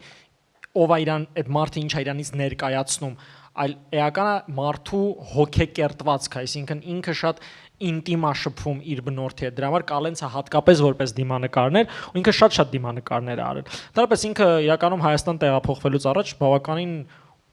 կայացած արվեստագետ էր Բեյրութում, ասեմ ավելին ինքը ձևավորել է Նյու Յորքում Լիբանանի տաղավարը 1939 թվականին, երբ Լիբանանը Նյու Յորքի համաշխարհային տոնավաճառին էր մասնակցում առաջին անգամ որպես անկախ պետություն։ Բայց նաև այդ անկախությունը բերեց մի քիչ ազգայնական տրամադրությունների 40-ականներին ու նաև ինքը դրա համար որոշեց որ պետք է գա Հայաստան ու նաև տարված այդ բանով ու Կալենցը երբ տեղափոխվեց Հայաստան ինքը շուրջ 10 տարի չէր նկարում։ Ինքը 46-ից 56 թվականին շատ քիչ աշխատանքներ ա ստեղծել։ 56-ին դե գիտեք Ստալինը արդեն 3 տարի մահացած էր նաև տեղի ունեցավ այդ հայտնի նիստը 20-րդ, որի ժամանակ եղավ այդ անհատի պաշտամունքի քննադատությունը եւ ամեն ինչ փոխվեց ու Արտեմ Ալիխանյանը ում այստեղ կարող եք տեսնել այս պորտրետը աչից դա Արտեմ Ալիխանյանի պորտրետն է դարձավ Կալենցի ոչ միայն Կալենցի այլ մի շարք արվեստագետների շատ լավ հովանավորը եւ Կալենցին շատ ինքը օգնում էր եւ Կալենցը չհասցրեց վայելի այդ ամբողջ փառքը որովհետեւ շատ շուտ մահացավ 67 թվականին իր նույնիսկ իր ծննդյան թվականն է կասկածելի եթե կհիշեք ես այդ սահիկի վրա հարցական էի դրել իր 1910-ով որտեվ ինքը չգիտի ինքը երբ է ծնվել որտեվ երկու ծնողներին էլ կորցրել է ցեղասպանության ժամանակ հայտնվել է Հալեպի Որփանոցում որտեղ օրինակ եղել է նաև Թութունջանը գեղանկարիչ սյուրռեալիստ մի գիրք կա կոչվում է առանց մանկության մարդիկ ռուսերենով էլ կա Люди без детства դա հենց այդ Հալեպի Որփանոցի մասին է այնտեղ Կալենցն է կա Թութունջանն է կա ռուսերեն թարգմանությունը արել է Բուլատ Ակուջավան ովքեր չգիտեն Բուլատ Ակուջավան խորթային շատ հայտնի բարդ երգիչ բանաստեղծ էր սքանչելի ու ինքը հայկական իր մոր կողմից, եթե չեմ սխալվում, Խորտ Մայրը հայր, ինքը հայերեն շատ լավ գիտեր ու թարգմանել է այդ գիրքը ռուսերեն։ Իսա արդեն իր կայացած շրջանի հայտնի պորտրետներն են, որոնց մի մասը ազգային պատկերասրահում է, մի մասը Կալենց թանգանում է, որը ցավոք չի գործում, իսա արդեն Գաֆէսչյան արվեստի կենտրոնում 2013 թվականին արված էլի երևի թանգանից դուրս ամենամեծ այդպես ցուցադրությունը, չնայած ազգային պատկերասրահում իր 100-ամյակին նվիրված ցուցահանդես եղավ 2010 թվականին, եւ այդ ժամանակ նաեւ բացվեց թանգանը։ Կալենցի հետ կապված հիմա շատ բարդ իրավիճակ է, այսպես մի քիչ փակձեր բացեմ, որովհետեւ Սարո Կալենցի, Հարություն Կալենցի որդու մահվանից հետո այդ ժառանգության հետ կապված բարդ մի քիչ խնդիրներ կան, դատական process-ներ ա, այդտեղ լիքը տարբեր մարդիկ են ներգրաված, Սարոյի կինը, նախկին կինը, երեխաները, եղբայրը, եղբայր աղջիկը, Գերմանիա, Ամերիկա, Ռուսաստան, Հայաստան, այսինքն այդ միշտ շատ պրոբլեմատիկ է լինում հետագայում ու Կալենցը շատ ափսոս է այդ տեսանկյունից, որ իր թանգարանը, որ Սարոն բացեց 2010-ին եւ կոչվում է ոչ թե Կալենցի անվան տուն թանգարան, ինքը այդպես չէր, ինքը կոչվում էր Կալենց թանգարան, որովհետև դա իր արվեստանոցներ, իր Կալենցի եւ Արմինե Կալենցի, Հարություն Կալենցի կնոջ եւ Արմինե Պարոնյան մինչեւ ամուսնանալը եւ այնտեղ լինում էին շատ լավ ցուցադրություններ, շատ լավ քննարկումներ, համերգներ, թե ես թե դիկա այնտեղ բարբերաբար եղել ենք, Սարոն իմ համար ոչ միայն, չգիտեմ, դասախոս մարդ չէր էլի, իմ համար մենտոր էր ու ավակ ընկեր էր, շատ ցավալի ու հանկարծակի ինքը հեռացավ կյանքից ու այդ ամբողջ գործը ինքը ոնց որ արել էր, այսինքն պաուզայի վրա է 2017 թվականից։ Մարդիկ 8 տարիա չեն կարողանում այդ հարցը լուծեն, որ կարողանան ինչ-որ բան լինել, բայց կա նաև մի դրական բան, որի մասին ես հիմա կասեմ, այս գիրքը երևի Երևանում շատ քչերն են տեսել, որովհետև դեռ Հայաստանում չկա, սա պրեզենտացիան կլինի Փարիզում նոյեմբերի 13-ին, սա Սկիռա հրատարակչությունն է արել, Հարություն Կալենցի մասին գիրք է, որ կոչվում է Հարություն Կալենց The Form of Color, մեր ցուցահանդեսը կոչվում էր ոնց էր Color as Form, եթե չեմ սխալվում, հա դու չկայր այդ ժամանակ, Color as Form գույնի ձևը, ոնց որ այդպես էինք կոչել ցուցադրությունը, իրանց էլ գիրքն են կոչել The Form of Color։ Այստեղ հետաքրքիր է, որտեվ այս գրքի մեջ կա շատ լավ, ես տեքստերից մեկի հեղինակն եմ, խորհրդահայ ժամանակաշրջանի տեքստը ես եմ հեղինակել, շատ հանկարծակի ստացվեց այդ համագործակցությունը, բայց այստեղ մի հետաքրքիր պահ կա, այստեղ ներկայացված է Ջանիբեկյանի կոլեկցիան։ Արտուրը Ջանիբեկյան, գիտեք Արտուրին Ջանիբեկյան, ովքեր չգիտեն, Comedy Production-ի հիմնադիրը, Gazprom Media-ի շեֆերից մեկը,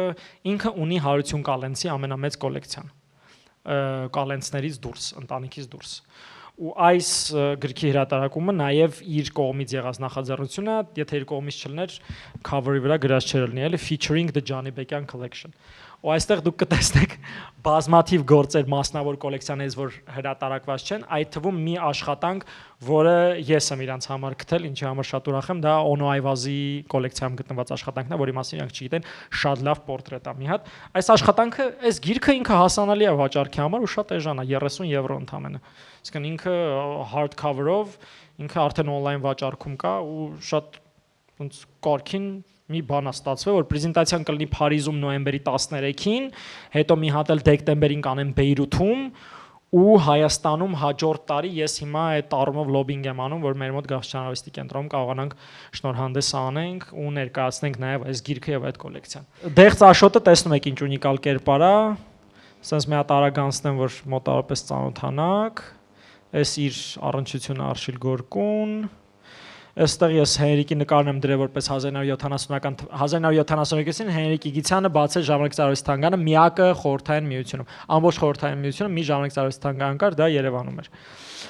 Քնարիկ Վարդանյան, իր մասին ես առանձին խոսելու եմ ավելի երկար։ Ես պարզապես չուզեցի էլի, մենակ տղամարդ արվեստագետներից խոսամ, մի տեսակ սխալ կլներ, դրա համար ասի Քնարիկը ստեղ ներառեմ, բայց ես առանձին դասախոսություն եմ ունենալու միայն կին արվեստագետների մասին։ Դրա համար արագ անցնեմ Քնարիկի գործերը, որ տեսնեք, իր ցուցահանդեսը բացվելու է Գաֆէսչյան արվեստի կենտրոնում նոյեմբերի վերջում։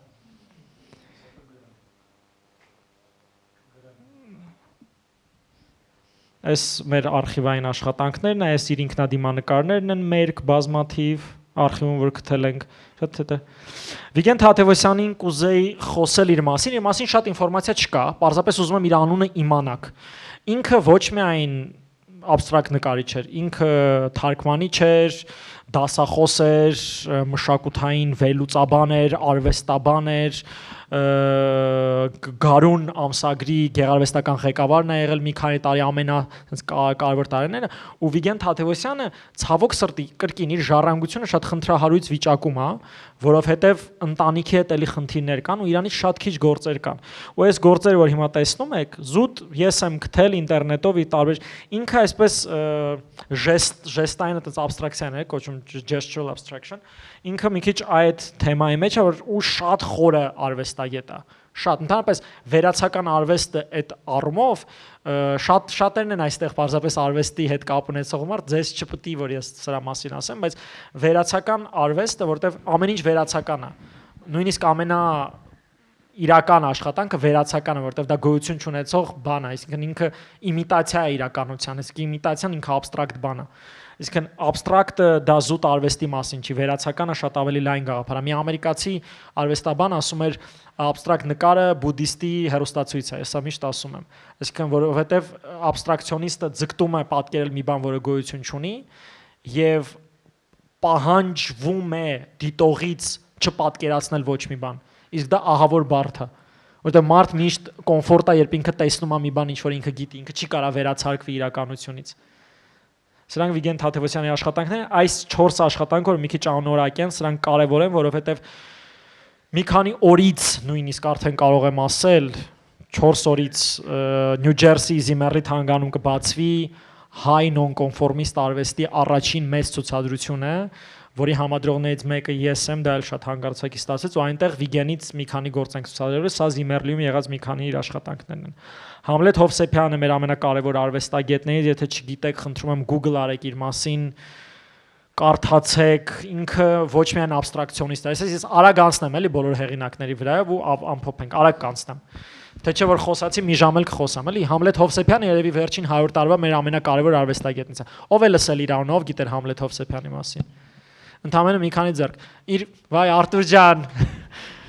Արտուրը ինչ որ հա չիմանար էլի Համլետ Հովսեփյանը։ Համլետ Հովսեփյանը ծնվել է ու ապրել է Աշնակում։ Ինքը Աշնակ գյուղից է եղել։ Գյումրի չհասած, այդպես մի գյուղ կա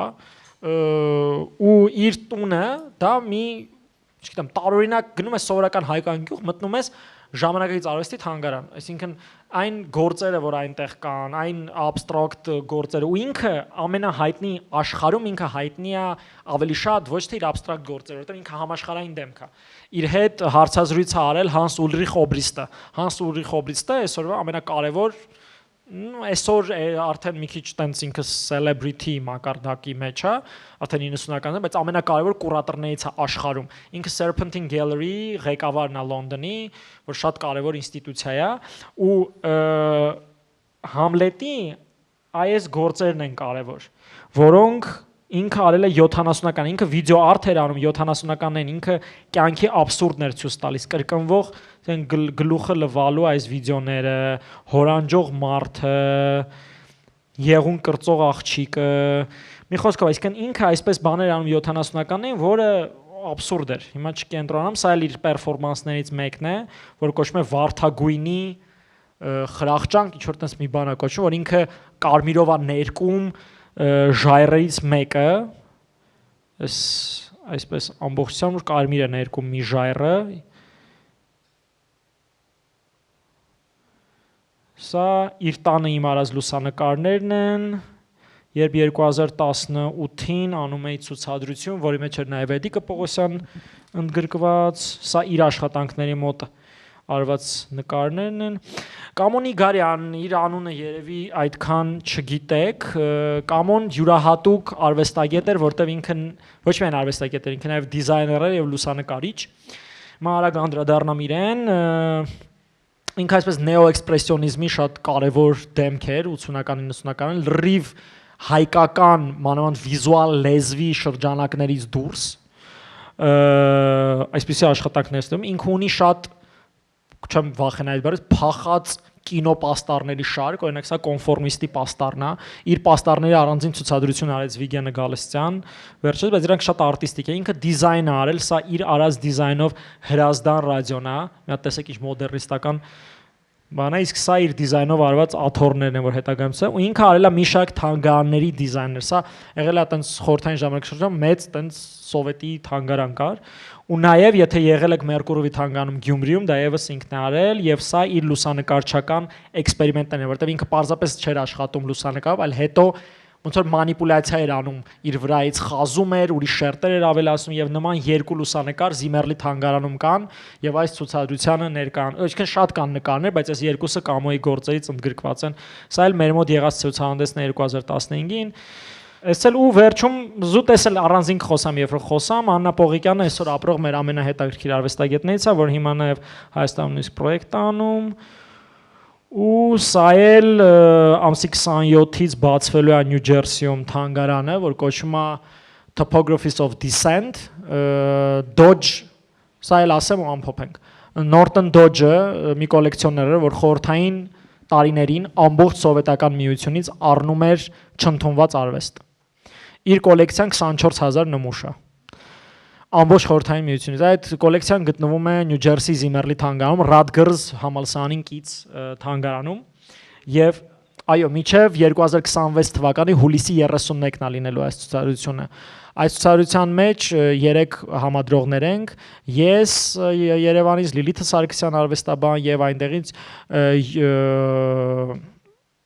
մոռացան Յուլիան ազգանունի մա չեմ հիշի ու մենք ընդգրկված ենք համադրողական կազմի մեջ ամսի 27-ին հասանելի կդառնա, ամսի 4-ին մեծ միջոցառում է լինելու նվիրված ցուցադրությանը panel discussion New York-ի AGBU-ի օֆիսում է լինելու միջոցառում ամսի 30-ին ես վաղը գիշերն եմ մեկնում էլի դրա համար այսպես վերջին օրով փորձեցինք այս ու սա շատ կարևոր է որովհետև առաջին անգամ որովհետև կոլեկցիան 24000 նմուշ է առաջին անգամ ցուցադրվում է միայն հայ արվեստագետներ շուրջ 60 աշխատանք է 28 արվեստագետ մենք շատ ավելի շատ էինք ընտրել բայց տարածքի ու տարբեր խնդիրների պատճառով կրճատվեց եւ սա էլ որպես բոնուս ես սա միշտ պատմում եմ սա էլ պատմում ու ամփոփենք սա իմ սիրած պատմությունն է ես ինչից ես գիտեք այն անեկդոտ կա է Ոչիլի մասին ուսանողը որ մենակ Ոչիլի թեման է սովորում հետո գնում է ինչ ընկնում է սկսում է Ոչիլի մասին պատմել Հիմա ես եմ, այս աշխատանքի մասին, որտեվ ես եմ հայտնաբերել, ես շատ հպարտ եմ դրանով, ես դա չեմ թաքցնում, ես շատ տարումով էգոցենտրիկ եմ, այս թեմայի հետ կապված, ուրիշ թեմաներով հուսով եմ չէ, բայց այս թեմայի հետ ես շատ բան եմ, ուրախ եմ, էլի, ուրեմն, կա այդպիսի մի նկար, Հովհաննես Զարդարյանի, իդեպ այդ 1959 թվականի տոնավաճառ այդ մեծ կար ռուս ամերիկյան որ կար, այնտեղ ցուցադրված էր այս աշխատանքը, խորհրդային տաղավարում այդքան կարևոր էր Հովհաննես Զարդարյանի 1956 թվականի աշխատանքը, որը ավտոմատ դառավ ձնհալի սիմվոլ 1956 թվականից սկսած Խրուշչովյան զհալը ազատատենչ աղջիկը, սենց կիսասուրձազգեստը ծածանվում է սարերում պինդ կանգնած, սենց գարունը, սենց շունչը, ասում են նույնիսկ Մերլին Մոնրոյին է հղում այստեղ արված, այսպիսի մի հատ գաղափար կա։ Ու այս աշխատանքը հսկա մի հատ կտավ է իրականում ինքը շատ փոքր չի ու Տրեցիկովյանում է, ափսոս հիմա մշտական ցուցադրության մեջ չի, պահոցներում է։ Դա ինչ որ YouTube-ում արդեն երգա միացել This is America Childish Gambino։ Ասում ես որտեղից է լսվում։ Անջատ եմ էլի ձենը, հա։ Ու ես սրանից մի քանի տարի առաջ կա այդպիսի մուլտսերիալ կոչվում է BoJack Horseman։ Ովքեր չգիտեն, դա հանճարեղ անիմացիոն սերիալ է, հանճարեղ, բառից բուն իմաստով։ Ես այդ բառը հենց այնպես չեմ օգտագործում կյանքում։ Ու այդ սերիալի մեջ ես հանգարցակի հայտնաբերեցի սա։ Ես այն կարգի չէի հավատում դրան, որ դա գիշերերվի 11-ը ես ինչքան ծանոթ ունեի զանգեցի։ Դու չես հավատա, ես ինչ եմ գտել։ Չես հավատա։ Չի կարա սենց բան լինի։ Ես այն կարգի ոգևորվել եմ այս թեմայից, սա որպես հայ կերպարվեստը ինչ հետաքրքիր սահմաններ ունի, ոնց մենք չունենք ոչ մի բան, կոպիտ ասած, շատ վատ է ներկայացված, շրջանառված չի, ինստիտուցիոնալիզացված չի, շուտ լուսանցքում է մնացած, ինչպես ես ասեցի, բայց մեկ էլ ինչ որ աշխարհի ամենակարևոր հարթակներից մեկում Netflix-ում դու սերիալ ես նայում ու տեսնում ես ու չես հավատում, որ դու դա տեսար։ Ու իմ բախտը բերել է իրական, որտեվ ես 2 օր առաջ է այդ նկարի մասին կարդում, այսինքն թարմ էր հիշողությանը, մենք թե չես կարող չնկատեի։ Պարզապես ինքը շատ ակտիվ է այս սերիայի մեջ, անընդհատ ինքը այս կադրում է, անընդհատ։ Ու ես այն կարգեր ինձ շոկի ենթարկել այս ինֆորմացիան, որ ես կապվեցի պրոդյուսերների հետ։ Ինչ որ մի քանի նամակների միջոցով արդյունքում ես դուրս եկա այն կոնկրետ մարդու վրա, ով ընտրել է այս նկարը, որտեվ ինձ ասում եմ ոնց է, որտեվ այդ ֆիլմի մեջ ահա որ շատ արվեստ կա, ահա որ շատ։ Այնտեղ Warhol կա, Van Gogh կա, Botticelli կա, Hockney կա, ամեն ձև կա, այսինքն բայց այդ կոնկրետ այս անիմացիոն աշխարհին հատուկ, այսինքն այդ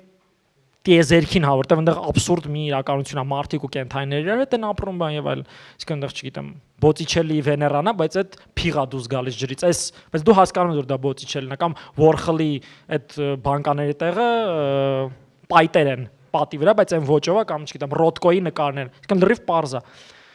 Ու ես երբ աղջիկա հետ արդյունքում կապվեցի, ինքը ինձ ասեց ինչ է եղել, որտեվ այնտեղ կա հայկական թեմա շատ քիչ ֆիլմի մեջ, աննշան, ցեղասպանության հետ կապված մի հատ հումոր կա, կներեք, բայց շատ լավ է դա մատուցած, որտեվ լոսում է ամեն ինչ, իսկ որ լոսում է միշտ հայկական ինչ-որ թեմա կա, ինձ թվում էր երևի դրա հետ է կապված, պարզվեց ինչ։ Այս աղջիկը կատվում է ինչ-որ հայկական հոդված, Հայաստանի հետ կապված, հայ մշակույթի հետ կապված, կամ էլի ցեղասպանության հետ կապված, ու այնտեղ կա գարուն նկարով նամականիշի լուսանկար։ Ինքը այնքան է հավանում այս նկարը, որ ինքը ասում է եկեք այս նկարը ընդգրկենք ֆիլմի մեջ, որովհետև մեր ֆիլմի մեջ շատ է, կոպիտ ասած, sense շատ հայտնի գործերը, իսկ սա ոնց որ այդքան հայտնի գործ չի, էլի, բայց նայեք ինչ սիրուն նկար է։ Եկեք, ինչքան խոխմա կլինի, էլի, այդտենց շան տեսքով ինձ թվում էր աղվես է, բայց դա որ նկարագրություն նկարծես, ոնց որ վրոդի շուն է տոլի ինչ է։ Մի խոսքով, այս ասում եք ինքը տենց աղվեսաշան տեսքով իրան ընդգրկենք, էլի, դե ու ընտրում են անկախ իրանցից շատ նշանային աշխատանք, որը անկյունակարային է ոչ միայն խորհրդային հայ խորհրդային իրականության, այլ ընդհանրապես խորհրդային արվեստի համար, որովհետև 56 թվական, գարուն, ձնհալ, Տրիցիկովյան թանգարան ու վերջը այդ ռուս սովետա-ամերիկյան այդ հսկա տոնավաճառի մեջ ռուսական սովետական տաղավարի կենտրոնական աշխատանքներից մեկը։ Այս զուտ հասկանալու համար, որ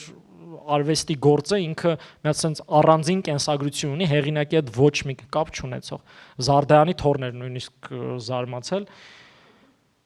Այնպես որ տեսեք այս աղջիկն էլ է շշմած։ Այսքանը, շնորհակալություն։